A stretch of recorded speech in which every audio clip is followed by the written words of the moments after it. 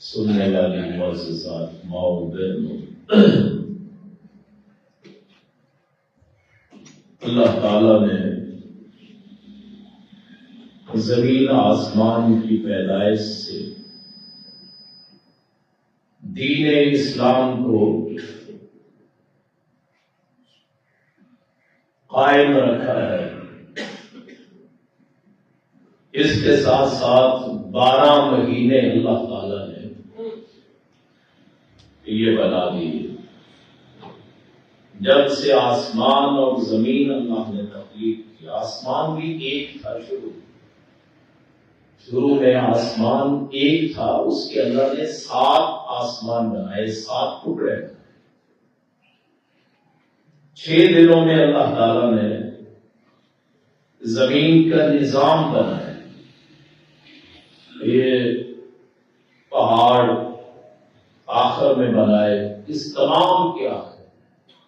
سب سے پہلے یہ جو کائنات تھی یہ خالی فضا تھی، یعنی زمین بھی نہیں تھی، نہ آسمان نہ زمین، خالی ایک فضا تھی، اور اس میں اللہ تعالی نے وجود بخشا زمین کو، اور پھر اس زمین کو بھی 7 ٹکڑوں میں بانٹا جو تہ بتہ ہے ایک دوسرے کے نیچے، اور یہاں پھر اللہ تعالیٰ نے سب سے پہلے پانی کو وجود بخشا۔ اللہ تعالیٰ نے ہر چیز کو، زندہ چیز کو پانی سے پیدا فرمایا۔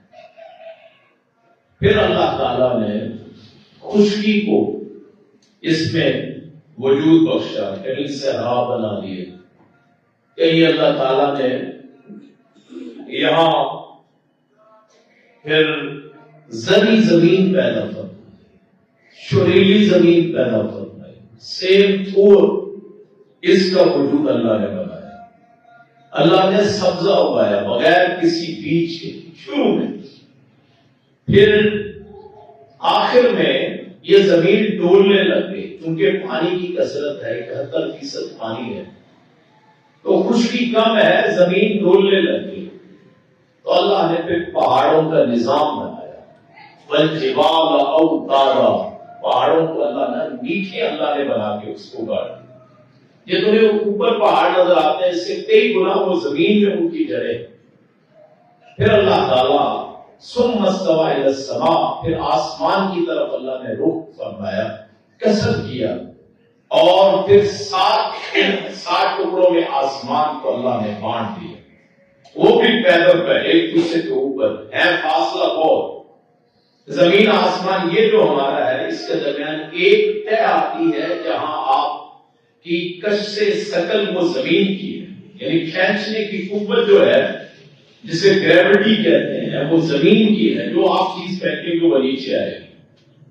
اور ایک طے آتی ہے درمیان میں، نہ چیز اوپر جاتی ہے نہ نیچے جاتی ہے، وہ یہ ہے جہاں ہم ستاروں کو دیکھتے ہیں، ستارے، یہ سورج، سیارے، وہ طے آتی ہے۔ اس سے اوپر والی جو طے ہے وہ جہاں اوپر ہی چیزیں جاتی ہیں، جیسے اعمال انسان کے جاتے ہیں، جو اعمال ہے ان کی سپیڈ روشنی سے بھی زیادہ ہے، ان کی سپیڈ بجلی سے بھی زیادہ ہے۔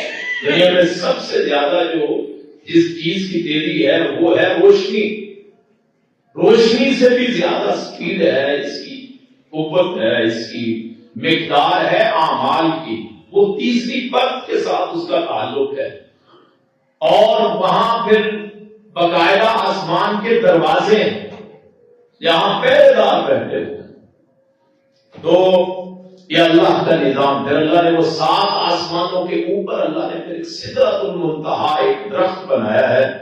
سدرہ کا معنی بیری ہوتا ہے، اور المنتہا جہاں ہر چیز کا اختتام ہو جائے، اوپر سے جو اللہ کا حکم آتا ہے وہ بھی وہاں رکتا ہے، اور جو یہاں سے افعال جاتے ہیں وہ بھی اللہ کے پاس وہاں جانے سے پہلے سدرۃ المنتہا کا اختتام ہوتا ہے۔ اللہ کے رسول صلی اللہ علیہ وسلم نے فرمایا وہ اتنی خوبصورت وہ بیری ہے کہ اس پہ ایسے انوار اور اللہ کے نور وہاں برستے ہیں اللہ کی طرف سے کہ دنیا میں اتنی حسین چیز کوئی اور ہو ہی نہیں سکتی. اور وہاں فرشتے مکلم ہوتے ہیں، یعنی اللہ ان سے گفتگو کرتا ہے. پھر اس کے بعد اللہ کا عرش ہے، اللہ کا عرش، اور پھر اس کے بعد اللہ کی کرسی. اب اس کی کیفیت اللہ ہی جانتا ہے، لیکن یہ ایک حدیث میں آیا ہے کہ عرش کے مقابلے میں کرسی جو ہے، جس کو آیت الکرسی میں بیان کیا گیا، وسع کرسیہ السماوات والارض، کہ اللہ کی جو کرسی ہے وہ زمین و آسمان سے بڑی. اس کے اور عرش کے مقابلے میں کیا ہے اس کا مقابلہ کہ ایک بڑے گراؤنڈ میں ایک چھلا رکھ دیا جائے، انگوٹھی رکھ دی جائے، تو وہ جو انگوٹھی ہے وہ کرسی ہے اللہ کی، اور وہ جو گراؤنڈ ہے وہ اللہ کا عرش، اور اللہ اس سے بھی بڑا ہے. یعنی کرسی مقابلہ اس کا ہے جیسے ایک چھوٹا چھلا وہ گراؤنڈ کے مقابلے میں ہے. پوری زمین و آسمان جتنی چیزیں ہیں وہ ایک چھلے سے بھی تھوڑی، اور اس سے بڑی چیز کیا ہے؟ پورا گراؤنڈ جو ہزاروں گنا بڑا ہے اس چھلے سے، جسے اللہ کا عرش کریم کہا جاتا ہے. اور اس کا نام رب کی ایک لقب ہے، رب العرش العظیم اور رب العرش الکریم. وہ ہمارا رب ہے جو ہمیں پالنے والا ہے. پھر اس عرش کو اٹھانے والے عام حالات میں 4 فرشتے، اور قیامت کے دن 8 فرشتوں نے اس عرش کو اپنے کندھوں پہ اٹھایا ہوگا، اپنی کمروں پہ. ان میں سے ایک فرشتہ اتنا بڑا ہے کہ میں اور آپ تصور نہیں کر سکتے. اگر کوئی 700 سال سفر کرے وہ اس فرشتے کے یہاں کندھے سے لے کے کان کے کنارے تک نہیں پہنچ سکتا. 700 سال. وہ اللہ کے عرش کو اٹھانے والے ہیں. عام طور پہ اللہ کی ان رحمتی سبقت غضبی، اللہ نے اپنے عرش پہ لکھ دیا ہے میری رحمت میرے غصے پہ غالب ہے. لیکن قیامت کے دن اللہ اتنے غصے میں ہوں گے کہ 4 کی بجائے 8 فرشتوں نے اللہ کے عرش کو اٹھایا. تو وہاں اللہ نے نظام بنایا، پھر اللہ اس عرش پہ مستوی ہوا. اب اللہ عرش پہ کیسے یہ ہمیں پتہ نہیں ہے. قرآن میں 7 جگہ آیا ہے کہ الرحمن علی العرش استوى. 7 جگہوں پہ یہ آیا ہے کہ اللہ رحمان جو ہے وہ عرش پہ مستوی ہے. اس کے 4 مطلب ہوتے ہیں استوا کے. ایک معنی ہے ارادہ کرنا، ایک معنی ہے کسی چیز پہ بیٹھ جانا یعنی جا کے اپنا تسلط قائم کرنا، ایک معنی یہ ہے کہ کسی پہ چڑھائی کر دینا، اور ایک کا معنی ہے بلند ہونا. یہ چاروں صفات اللہ کی ذات میں پائے جاتے ہیں. اللہ نے قصد بھی کیا ہے، اللہ نے وہاں تسلط بھی کیا ہے، اللہ وہاں بلند بھی ہوا ہے، اللہ نے وہاں چڑھائی بھی کی ہے. اللہ تعالیٰ کائنات میں سب سے ارفع بالا ہے، اعلیٰ. یہ اللہ کی صفات ہے. اللہ نے دنیا والوں کے لیے 12 مہینے اللہ تعالیٰ نے، یہ سورہ توبہ کی آیت نمبر 26 ہے کہ اللہ تعالیٰ نے جس دن سے پیدا کیا آسمان اور زمینوں کو، اللہ نے 12 مہینے اس دن سے بنا. ان میں سے 4 حرمت والے مہینے. ہمارے بھائی کئی ایسے ہوتے جن کو عربی میں مہینوں کے نام نہیں آتے، بہت سارے ایسے انگلش میں آتے ہیں، آپ اپنی زبان میں تو بول لیتے ہیں، لیکن عربی کے مہینوں کے نام عام طور پہ نہیں آتے. شروع ہوتا ہے محرم سے سال اور ختم ہوتا ہے ذوالحج پہ. محرم، صفر، ربیع الاول، ربیع الثانی، جمادی الاولی، جمادی الاخری، رجب، شعبان، رمضان، شوال، ذوالحجہ، ذوالحج. یہ 12 مہینے ہیں. اللہ نے فرمایا ان میں 4 حرمت والے مہینے ہیں. حرمت والے 4 مہینے ہیں. وہ ایک مہینہ علیحدہ ہے جو موجودہ رجب، جس کی آج 7 یا 8 تاریخ ہے، اور 3 مہینے اکٹھے ہیں، ذوالقعدہ، ذوالحج اور محرم. یہ 4 حرمت والے مہینے. اللہ نے فرمایا ان میں ظلم نہ کرو. ظلم ویسے ہی حرام ہے، یعنی آپ کسی پہ بھی ظلم نہیں کر سکتے. ہمارا معاشرہ تو ظلم سے بھرا ہوا. حکومتیں اپنے آپ کو سمجھتی ہیں کہ وہ قادر مطلق، حالانکہ یہ صرف اللہ کی ہے. کسی کو مار دینا، کسی کو قید کرنا، کسی کو چھوڑ دینا، جس سے راضی ہو گئے.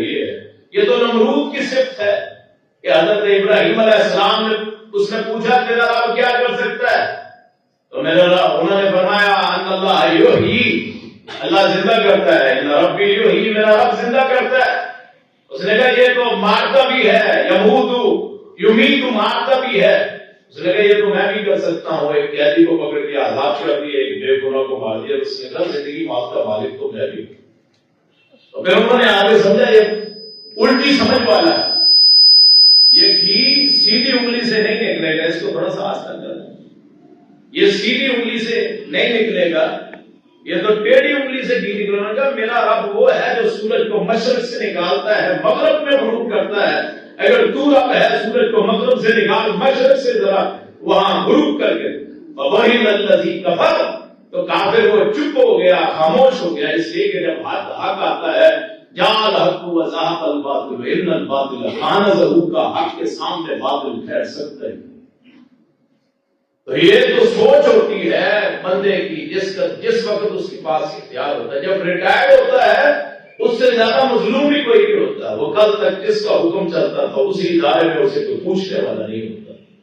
یہ اللہ کے دیے ہوئے امانتیں ہیں جو اللہ تعالیٰ دیتا ہے، تو اس وقت پتہ چلتا ہے یہ بندہ کیسا ہے، بعد میں سمجھ آتی ہے جب سید گردن سے نکل جاتا ہے، جب ریٹائر ہوتے ہیں پھر کوئی پوچھنے والا نہیں ہوتا، پھر یہ کہتے ہیں کہ بلاؤ پولیس کو، پھر یہ اختیار نہیں ہوتا، کوئی پھر اس کو پوچھنے والا نہیں ہوتا، اپنے ملک میں رہنا نصیب نہیں ہوتا، اپنے ملک میں علاج نہیں ہوتا ظالموں کا، باہر ہی باہر ہوتا ہے، پراپرٹیاں، کاروبار سب کچھ ہوتا ہے، اپنے ملک میں صرف حکمرانی کے لیے آتے ہیں، عہدوں کے لیے ہوتے ہیں، جب یہاں سے فارغ ہوتے ہیں باقی ملکوں میں لائنوں میں لگ کے کھڑے ہوتے ہیں جیسے عام لوگ کھڑے ہوتے ہیں۔ وہ اصل حقیقت کا پتہ چلتا ہے، اس سے بھی زیادہ کیا ہے، پھر اس وقت پتہ چلتا ہے کہ جب موت آتی ہے، سارے عہدے، سارے اقتدار، سارے اختیار، سارے طاقتیں، ساری قوتیں، سارے ظلم، تشدد، جبر، زیادتی جو بھی کیا ہوتا ہے وہ سارے ایک طرف ہوتے ہیں، یہ بے سہارا پڑا ہوتا ہے، اس کے سارے مل کے بھی اس کا کچھ نہیں کر سکتے۔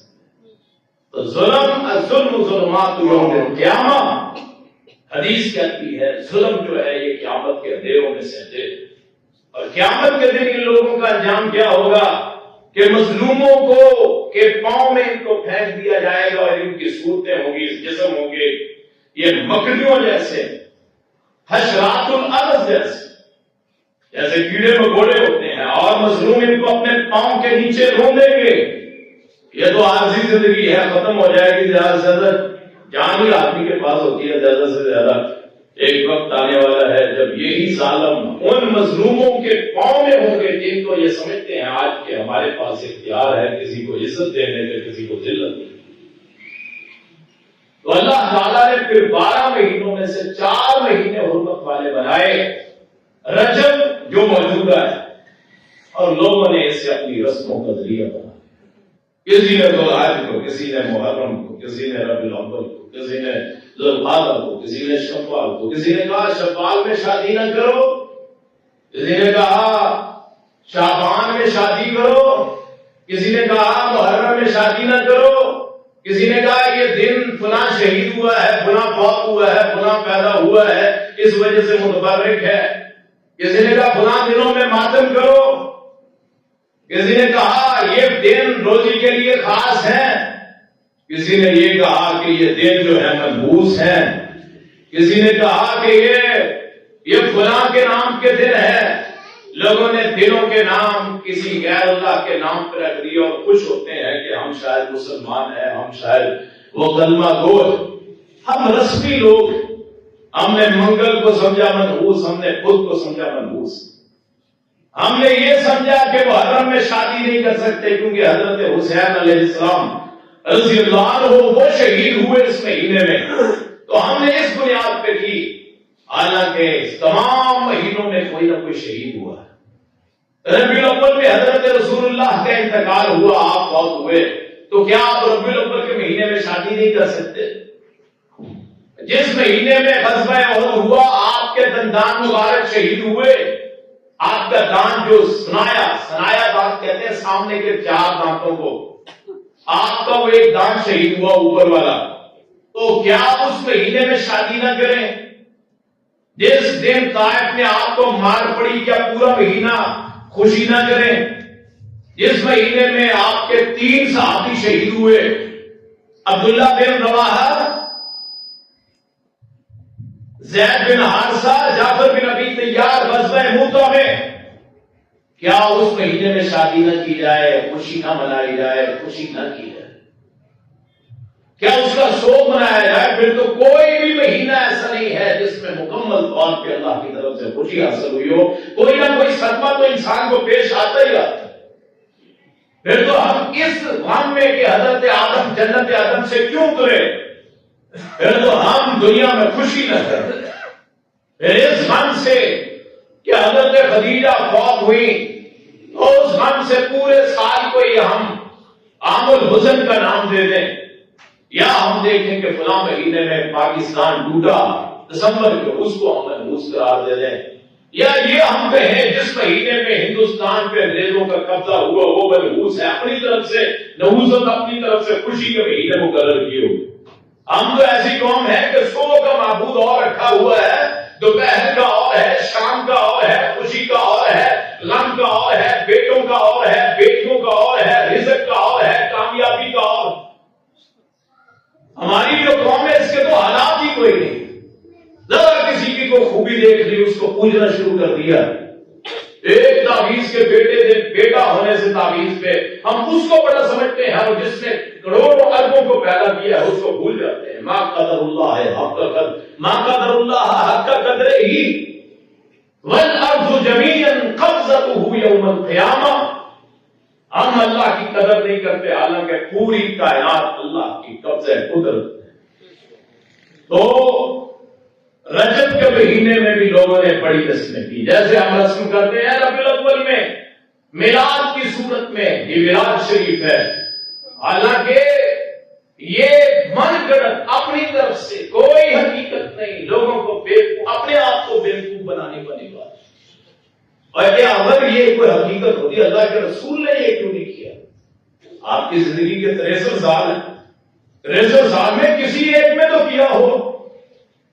آپ کے خلفائے راشدین علیکم بسنتی و سنت الخلفاء الراشدین المہدیین، کہ تم میں میرا طریقہ اور خلفائے راشدین کا طریقہ ہے۔ حضرت ابو بکر کے 2.25 سال کم از کم 2 مرتبہ تو آیا ہے، اور یہ موضوع بیان کرنے سے لوگوں کو تکلیف بڑی ہوتی کہ جب یہ ہم سچی باتیں کرتے ہیں تو لوگوں کو بڑی تکلیف ہوتی ہے، کیوں ہم رسمی لوگ ہیں، ہندوؤں کی اولاد۔ آج سے بہت کوئی کہے نہیں کہ میں بڑی لڑی میں سے ہوں، تو 6-7 پشتے پیچھے دیکھیں تو ہندو ہیں، کسی کا سکھ ہوگا کسی کا ہندو ہو، جو یہاں بسنے والے باہر سے آئے ہوں تو پتہ نہیں، تو ہم وہ ہماری خون میں شامل ہے، ہم رسم کے بغیر نہیں رہ سکتے، اسی لیے من گڑت چیزیں بنا لی۔ یہ ساری چیزیں ربیع الاول کو بھی رسم بنا لیا، وہی باپ دادا کا خون وزن کر رہا ہے، اور ماں کے پیٹوں سے جہاں سے آئے ہیں تو وہ رسموں کا ہم میں ایک عنصر شامل کر دیا گیا، اور ہو گیا نہ چاہتے ہوئے بھی کرتے ہیں۔ کالی بلی کو دیکھ کے راستہ بدل لیتے، حالانکہ ہمارا کام نہیں ہوتا، حالانکہ عمل اپنے ایسے ہیں کہ ہم کو دیکھنے سے اگر ہم گزر جائیں تو بلی کا کام نہیں ہوتا، اپنے عمل منحوس ہوتے ہیں، ذہن میں بیٹھ گیا، کبا کو دیکھ لیا جی مہمان آئیں گے، الو کو دیکھ لیا نحوست ہوگی۔ اللہ کے رسول صلی اللہ علیہ وسلم کی حدیث ہے کہ کوئی الو کی نحوست نہیں ہے۔ اللہ کے رسول نے فرمایا صلی اللہ علیہ وسلم کسی جانور کی نحوست نہیں ہے، نحوست ہو سکتی ہے تو 3 چیزوں میں ہو سکتی ہے۔ نمبر 1، عورت میں اگر وہ بد اخلاق ہو۔ نمبر 2، گھر میں اگر وہ تنگ ہو جہاں روشنی اور ہوا نہ پہنچے۔ نمبر 3، سواری میں اگر وہ اٹک اٹک کے چلتی ہو، آپ کو تنگ کرتی ہو۔ اگر ہو سکتی ہے تو نحوست ان 3 چیزوں میں، اس کے علاوہ نہ کسی ذات میں، نہ کسی دن میں، نہ کسی زمانے میں، نہ کسی سال میں، نہ کسی مہینے میں نحوست نہیں ہو سکتی۔ رسول پاک صلی اللہ علیہ وسلم فرمایا لوگ کہتے ہیں کہ زمانے کو برا کہتے ہیں، اللہ فرماتا ہے انتار زمانہ میں ہوں، لا تسب الدہر، زمانے کو گالی مت دو کہ کوئی یہ زمانہ برا ہو گیا، زمانہ اللہ کا قدر کرتا ہے۔ جو اللہ کے راستے پہ چلتا ہے ساری کائنات ایک طرف ہو جائے اس کا کوئی بگاڑ سکتا ہے نہیں۔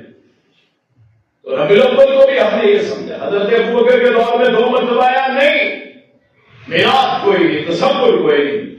حضرت عمر کے دور میں 11 مرتبہ، حضرت عثمان کے دور میں 12 سے 13 مرتبہ مولا علی المرتضی رضی اللہ عنہ، جن کے بڑے نام لیے جاتے ہیں، ان کو نام علی المظہر العجائب تجدہ انک فی النوائب کل غم وہم سینجری بولایتک یا علی یا علی، کہتے ہیں نام علی پڑھنے والے، میرا سوال ہے جس شخصیت سے آپ کو پیار ہے ان شخصیت کے دور میں 6 مرتبہ کم از کم ان کی خلافت میں حضرت رسول اللہ صلی اللہ علیہ وسلم کی پیدائش کا مہینہ ربیع الاول آیا ہے، کبھی انہوں نے یہ نہیں کیا ہے۔ اگر وہ نہیں کرتے اس کا مطلب یہ ہے اہل بیت میں تصور نہیں ہے، صحابہ میں تصور نہیں ہے، اس کا مطلب یہ ہے کہ من گھڑت اپنی طرف سے بنایا، نہ آپ کی ولادت کا تصور نہ آپ کی وفات کا تصور، کسی نے کوئی دن نہیں بنایا، کسی نے دن نہیں رکھا، اپنی طرف سے رکھا ہوا ہے۔ اللہ خیر صلی اللہ رسمی لوگ ہیں، قیامت کے دن رسول اللہ بخشا لیں گے۔ اگر صحابہ کی نجات میلاد نہ کرنے کے باوجود اور یقیناً ہے، برحق ہے، سچ ہے، تو ہم میں سے جو لوگ نہیں کرتے ہیں ان کی نجات بھی برحق ہے، درست ہے۔ مسئلہ یہ ہے اللہ رسول سے محبت، ان کنتم تحبون اللہ فاتبعونی یحببکم اللہ ویغفر لکم ذنوبکم۔ ایک ہی شرط ہے، اگر اللہ کی محبت بھی حاصل کرنی ہے رسول اللہ صلی اللہ علیہ وسلم کی اطاعت کرنی ہے، اصل بات یہ اللہ محبت بھی کرے گا، گناہ بھی معاف کرے گا، سفارش مصطفیٰ بھی مل جائے گی، قیامت کے دن اللہ تعالیٰ نامہ اعمال دائیں ہاتھ پہ بھی دے گا۔ سب شرط ایک ہی ہے کہ فاتبعونی، رسول کی اطاعت کرنی ہے تو رسول کرتا ہے کر لو، ما آتاکم الرسول فخذوہ وما نہاکم عنہ فانتہوا، جو رسول دے دے اس کو سورہ حشر میں اللہ فرماتا ہے جو رسول تمہیں دے دے وہ لے لو، جس سے روک دے اس سے رک۔ اور اس کا پتہ کیسے چلتا ہے رسول کس چیز کا حکم دیتے ہیں، کس سے روکتے ہیں؟ وہ آپ کی زندگی اور آپ کے صحابہ کی زندگی کو دیکھا جائے، بعد میں جو مرضی کام ہوتے جائیں ان کی شریعت میں کوئی حیثیت نہیں۔ اسی طرح بعض لوگوں نے محرم کو بنایا کہ حضرت حسین رضی اللہ عنہ، چلو میں عقیدت میں علیہ السلام مثلاً کہہ دیتا ہوں، بعض لوگ اعتراض کرتے ہیں کہ وہ اللہم صلی علی محمد والا آل محمد کہہ سکتے ہیں تو علیہ الصلوۃ والسلام کیوں نہیں کہہ سکتے؟ چلو میں یہ اس کا بھی کر لیتا ہوں، حالانکہ اصطلاحیں بنی ہوئی ہیں، انبیاء اور امتیوں میں فرق ہوتا ہے۔ یاد رکھیے امتی جتنا بھی بڑا نیک کیوں نہ ہو جائے نبی کے پاؤں کی خاک کے برابر نہیں ہو سکتا۔ یہ اصطلاحات بن گئی کہ پیغمبروں کے لیے علیہ الصلوۃ والسلام بولا جاتا ہے، جو نچلے درجے کے لوگ پچھلی امتوں کے لیے ان کو بھی علیہ السلام کہہ دیا جاتا ہے بالتبع ان کے۔ اور انی فضلتکم علی العالمین، بنی اسرائیل ان کو بھی کہہ دیا جاتا ہے جو نیک اشخاص ہیں علیہ السلام۔ ہماری امت جو ہے اس میں اللہ نے لفظ بولا ہے رضی اللہ عنہم ورضوا عنہ، کہ اللہ ان سے راضی ہو گیا، وہ ان سے راضی ہو گئے۔ پھر اللہ تعالیٰ سورہ فتح میں فرماتا ہے لقد رضی اللہ عن المؤمنین اذ یبایعونک تحت الشجرہ، کہ اللہ ان لوگوں سے راضی ہو گیا جنہوں نے تیرے جھنڈے کے نیچے تیرے ہاتھ پہ بیعت کی تھی، درخت کے نیچے کی تھی۔ تو رضی اللہ عنہ ہر اس بندے کو جس نے رسول اللہ کو دیکھا، جو رسول اللہ سے ہم کلام ہوا، رسول اللہ کی مجلس میں بیٹھا، آپ کی محفل میں بیٹھا، آپ کا ساتھ رہا، اس کا خاتمہ ایمان پہ ہوا، اس کو رضی اللہ عنہ قاضی کہہ دیا جاتا ہے۔ یہ وجہ ہے۔ اب رحمت اللہ علیہ یہ بھی دعائیہ کلمہ ہے، عام لوگوں کے لیے یہ کہہ دیا ہے کہ اللہ کے رسول کی حدیث ہے امتی مرحومۃ، کہ میری امت اس پہ رحم کیا گیا ہے، تو اس لیے ہم رحمت اللہ علیہ اگر کوئی نیک آتی ہے کہہ دیتے ہیں، وگرنہ مرحوم کا لفظ بول دیتے ہیں۔ یہ اصطلاحات ہیں، ان اصطلاحات کو چاک نہ کیا جائے، توڑا نہ جائے تو بہت بہتر۔ ویسے تو حدیث آتی ہے ان اللہ و ملائکتہ یصلون علی الصف المقدم، کہ اللہ تعالیٰ پہلی صف، اللہ اس کے فرشتے اس پہ درود بھیجتے ہیں۔ سورہ احزاب میں اللہ فرماتا ہے والذی یصلی علیکم وملائکتہ، اے مومنو اللہ اور فرشتے تم پہ بھی درود بھیجتے ہیں. یصلی کا لفظ صلات کا تو مومنوں کے لیے بھی آیا ہے. تو خیر محرم کے مہینے میں حضرت حسین رضی اللہ عنہ جو نبی کے نواسے ہیں کائنات کے سب سے بڑے، نہ امتیوں میں ان الحسن والحسین سیدا شباب اہل الجنہ، حسن حسین جنت کے جوانوں کے سردار، ان کی شہادت ہوتی ہے مظلومانہ شہادت. تو ہمارے لوگوں نے سوچا کیوں نہ کھانے پینے کا ذریعہ بنا لیا جائے.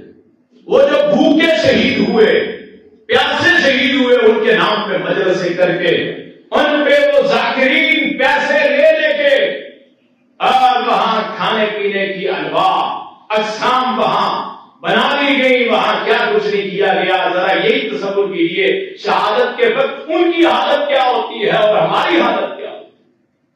وہ اپنے لشتے جگر کے لاشیں اٹھاتے، وہ اپنے نور چشم کو اپنے کندھے سے لگاتے. کسی کے تیر لگا ہوا ہے، کسی پر تلوار چل رہی ہے.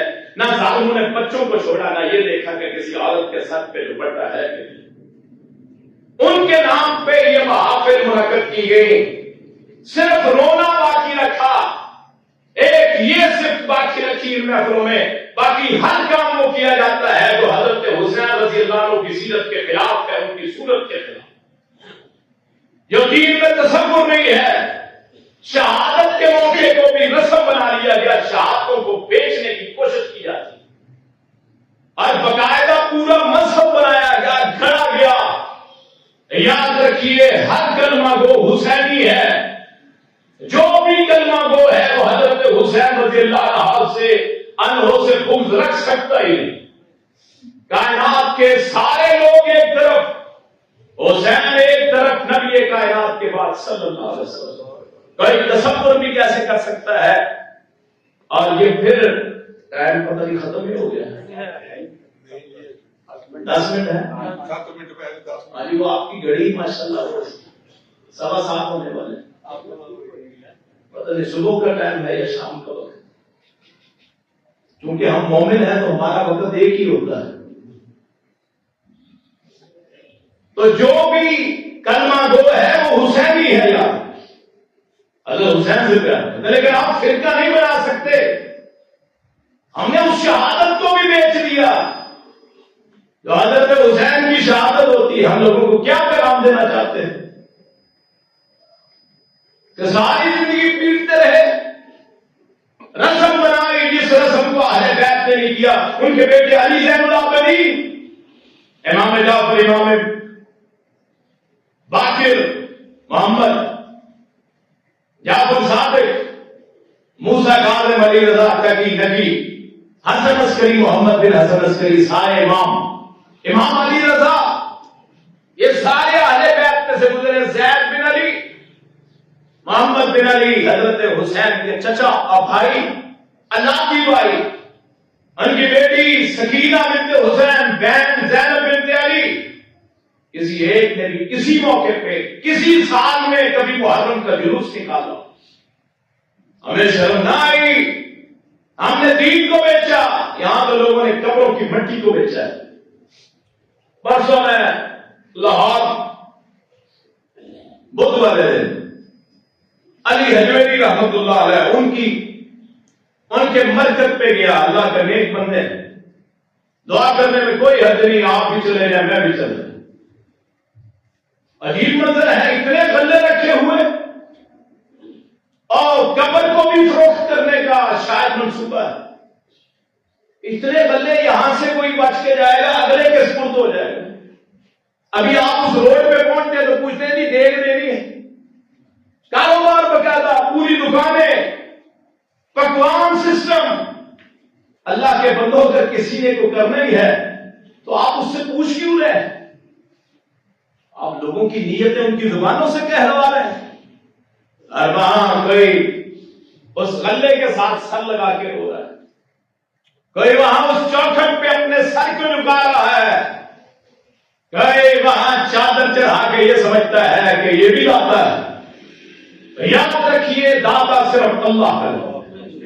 اس کے علاوہ کوئی پیدا کرنے والا نہیں، کوئی مارنے والا، کسی پہ سجدہ کرنا، صفیں بچھی ہوئی ہیں، لوگ دعائیں مانگتے ہیں، روتے ہیں، ابھی وہ اللہ کا نیک بندہ ہے تو اس کے لیے دعا کریں کہ اللہ اس کی بخشش کر دے، اللہ اس پہ رحم کر، اللہم اغفر لہ وارحمہ، بجائے اس کے اللہ سے اس کے لیے مانگے، ہم نے اسی سے مانگنا شروع کر دی کہ لاہور قائم داتا کی وجہ سے۔ اور بعد نے کہا وہ کراچی کا جو سمندر ہے وہ شاہ عبداللہ غازی نے روکا ہوا ہے، بحیرہ عرب جو ہے وہ شاہ عبداللہ غازی نے روکا ہوا، کراچی اس کی وجہ سے بچا ہوا ہے۔ امریکہ کا جو بحر الکاہل ہے وہ کس نے روکا ہوا ہے؟ وہاں بھی کوئی بابا بٹھا دے۔ عقیدے تو یہ ہے، جیسے ہمارے ہے ایک بیان کیا جاتا ہے کہ جی بابے نے بجلی کو لوٹے میں بند کر دیا، کیوں جی؟ تو تربیلا ڈیم جو ہے وہ کون سے بابے نے بنایا ہے؟ وہاں بجلی کون مقید کرتا ہے؟ جو اللہ نے عقل بھی تو دی، تو محرم کو بنا لیا غم کا ذریعہ، جس کو اللہ نے حرمت کا ذریعہ بنایا۔ غم ہے تو ان کے لیے حضرت حسین کے لیے دعا کر دیا کریں، اللہم صلی علی محمد وعلی آل محمد، اللہ ہمیں حسین کی طرح شہادت نصیب فرما۔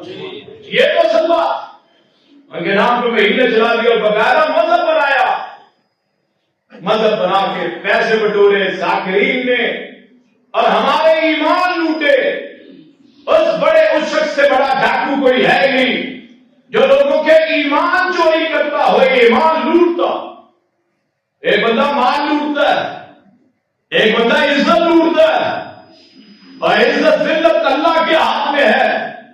ایمان کی توفیق اسے حاصل ہوتی ہے جو اپنے دل کو من اخلص قلبہ للہ، اپنے دل کو اللہ کے لیے خالص بنا لے۔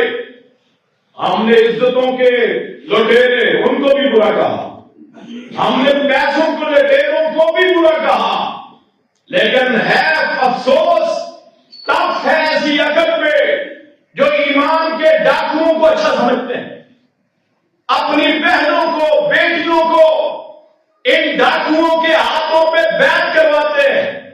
یاد رکھیے جو بندہ حضرت حسین، حضرت علی المرتضیٰ، کسی صحابی، کسی تابعی، کسی تبع تابعی، کسی امام، کسی محدث، کسی فقیہ، کسی خطیب، کسی واعظ اس کے نام پہ فرقہ بناتا ہے اور لوگ اس کی بیعت کرتے ہیں، وہ دراصل آپ کے اور میرے ایمان کا ڈاکو کہ رسول اللہ کے دین کو اس نے حصوں میں بانٹ دیا۔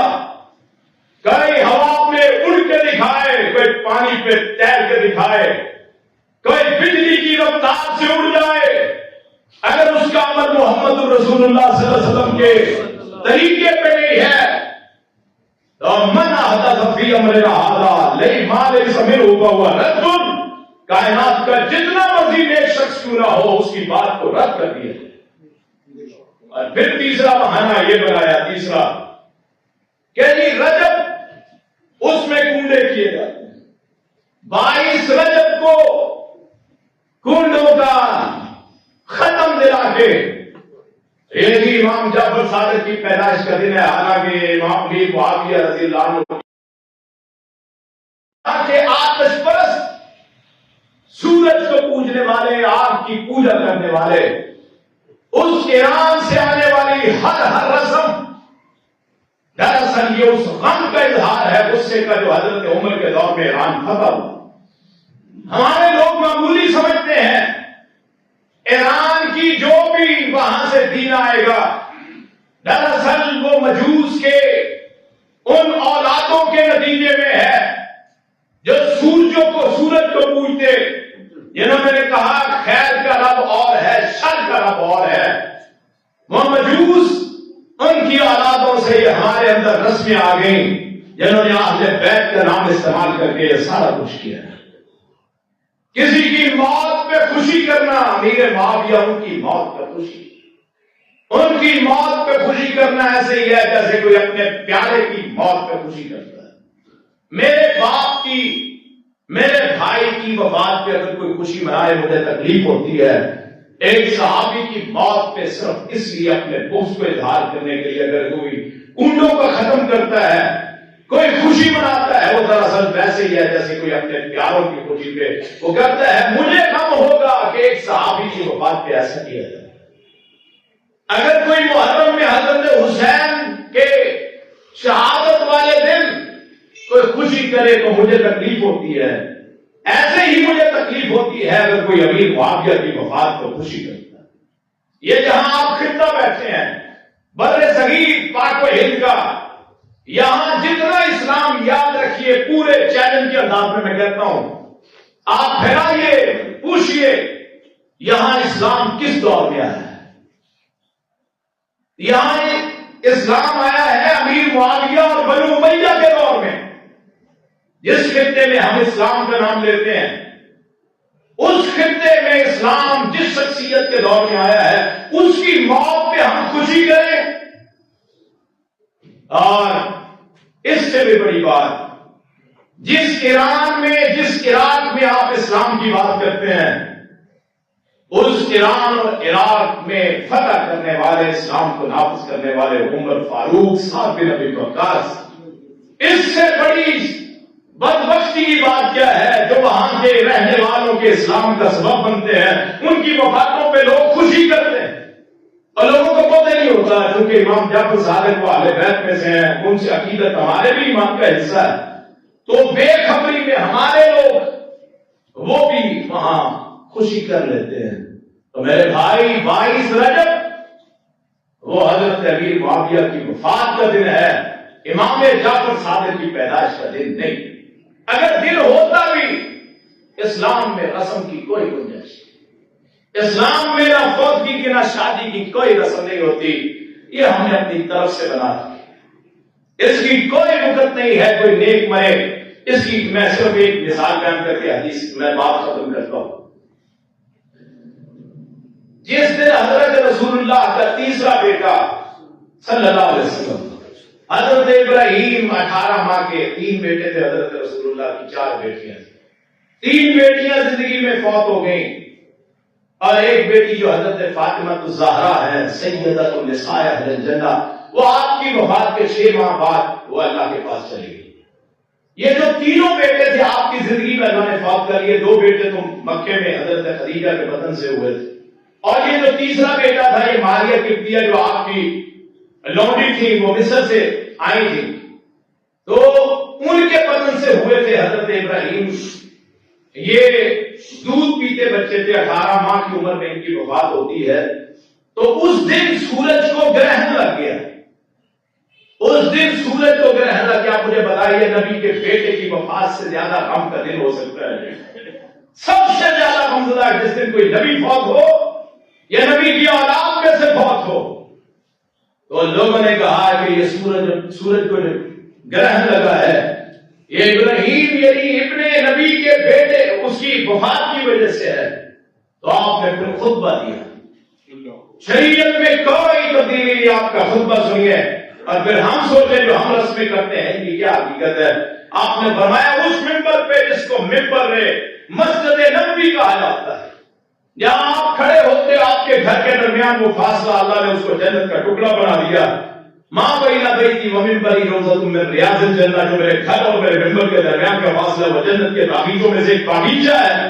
وہاں کھڑے ہو کے آپ نے فرمایا ان الشمس والقمر آیتان من آیات اللہ، یہ لا ينخسفان للموت احد ولا لحیات، کہ یہ سورج اور چاند اللہ کی نشانیوں میں سے 2 نشانیاں ہیں. یہ سورج اور چاند ان کو کبھی گرہن نہ کسی کی موت کی وجہ سے، نہ وفات کی وجہ سے لگتا ہے، نہ پیدائش کی وجہ سے. آپ نے عقیدے کی پرواہ کریں. یاد رکھیے ہم میں سے بہت لوگ ہیں نیک، وہ بہت نیک تہجد گزار گیا لیکن عقیدہ درست نہیں ہے. عقیدہ سب سے اہم ہے. اللہ سے مانگنا، رسول اللہ کی اطاعت کرنا، اسی عقیدے کا نام ہے. اللہ اسی پہ زندگی دے، اسی پہ موت دے. آخر دعوانا الحمدللہ رب العالمین.